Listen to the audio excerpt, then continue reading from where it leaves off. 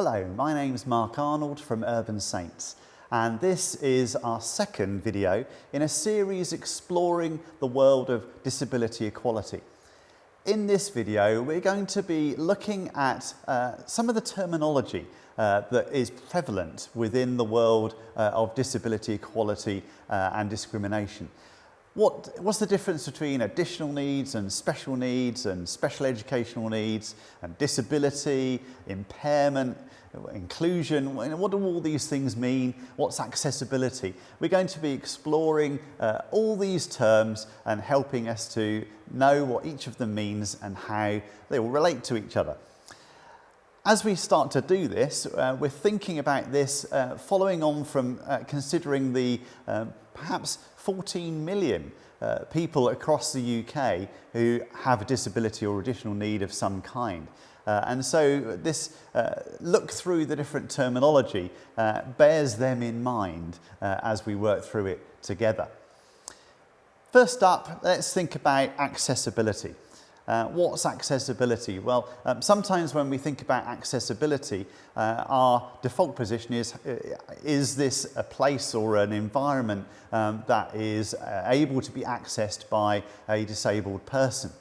And that's part of the story, and that's part of what we need to be thinking about when considering accessibility. What we really need to be focusing on is that all that we are offering to an individual, whether it's a website, whether it's a booking process, whether it's a phone line to be able to communicate something, whether it's a physical building, the services that we offer, whatever they look like, should be accessible to anybody that wants to engage with them. It shouldn't be up to the disabled person themselves to be able to fit in with what's being provided. What's being provided needs to be broad enough in its accessibility to enable everybody to be able to participate and belong. So accessibility is a duty that we all have to consider the things that we do and provide and make sure that they are ready and accessible in every way for people to be able to engage with. Additional needs. We increasingly use the words additional needs now to describe what previously might have been considered special needs. Additional needs covers a broad range of disabilities and conditions, health conditions. Really, it's anything that anybody is journeying with that requires some differences in the way that they live their day-to-day lives. It might be that's through a physical disability that they have that requires them to perhaps use a wheelchair. They may be blind or deaf. They may have a mental health condition which requires them to be supported in a different way. Or they may have a hidden disability or difference or diversity, which means that the environment that they are coming into might need to be understanding of the fact that they might find, for example, loud noise difficult to cope with, or flashing lights might be problematic. So additional needs is a broad area that covers a lot of different kinds of difference, diversity, disability and health condition. Special educational needs as a part of that is a term used in schools and colleges for children with a specific diagnosis that requires additional support and input to enable them to get the most out of their time in school or college. Often there'll be a special educational needs coordinator within that school or college environment who, along with the team at the school or college, maybe with parents or the young people themselves, puts together a plan to enable learning to happen as effectively as possible within that environment. Now, when we come on to looking at disability, disability is a term that is enshrined in law, and within the law there is reference to physical and mental impairments. We'll come on to have a little look at the term impairment in just a moment. Disability is legally defined as a physical or mental impairment. It defines it as the effect on normal day-to-day activities being substantial and long-term. A child, young person or adult who has a disability, whether that's a physical, mental or hidden disability, diversity or difference, experiences a substantial loss or limitation of the opportunity to participate in everyday life and to do normal day-to-day activities on an equal level to those of their peers due to barriers resulting from their disability. Now, there's a whole lot for us to unpack there, so let's take that one section at a time. Normal day-to-day activities. Well, normal day-to-day activities as defined here include things like getting up, having a shower, getting changed, going to school or work or going out to the shops, things like that, using a phone, reading, cooking, normal everyday activities that are enshrined under disability legislation there. Now, substantial, that's a really key phrase or word that crops up in this particular definition. And substantial means that it's not something that's minor or trivial. It must be something that is a lifelong condition or that lasts for at least 12 months in order to be classified as a disability. And alongside that, still needs to affect normal day-to-day activities. Now, that element of long term is really important for us to unpack a little bit more because take, for example, somebody who's broken a leg. For about 6 weeks, their leg will be in plaster.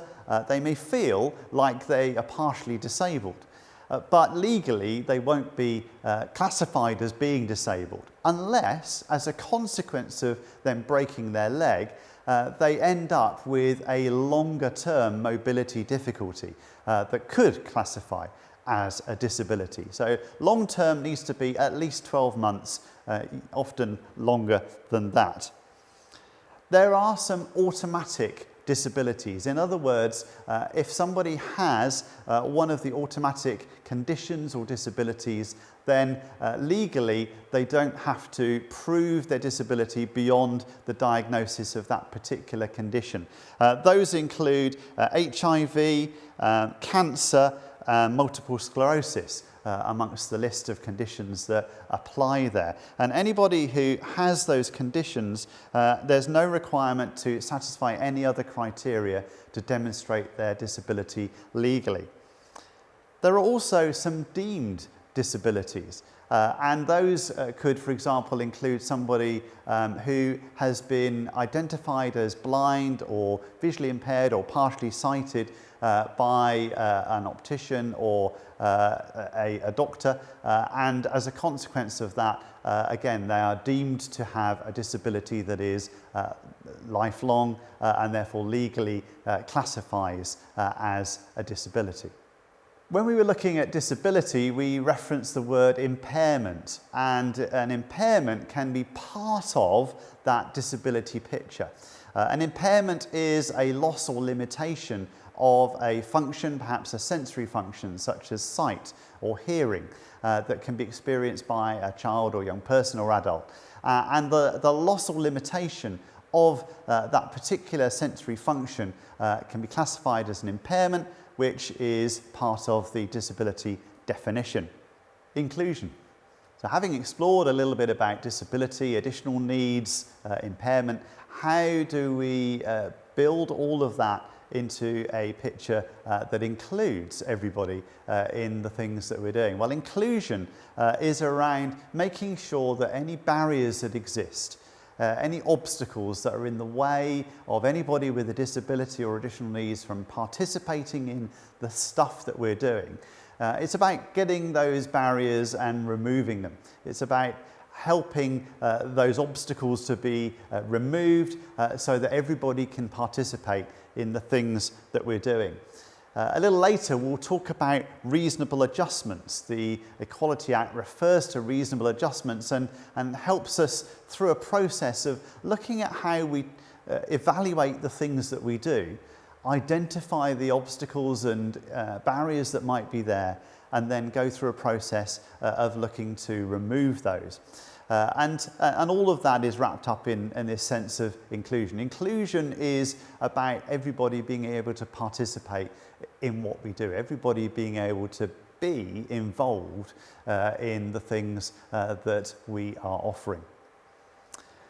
As we head towards starting to unpack the Equality Act a little bit more, we'll come across the term protected characteristics as well. Protected characteristics, there are 9 of them enshrined within the Equality Act, and disability is just one of those. The others are religion or belief, age, sexual orientation, gender, gender reassignment, pregnancy and maternity, marriage and civil partnership, race and ethnicity. And so within those 9 protected characteristics, there are provisions made by the Equality Act to ensure that people are protected from discrimination and have redress legally should they find that they have been discriminated against. We'll be looking at what the Equality Act tells us about all of that in our next video.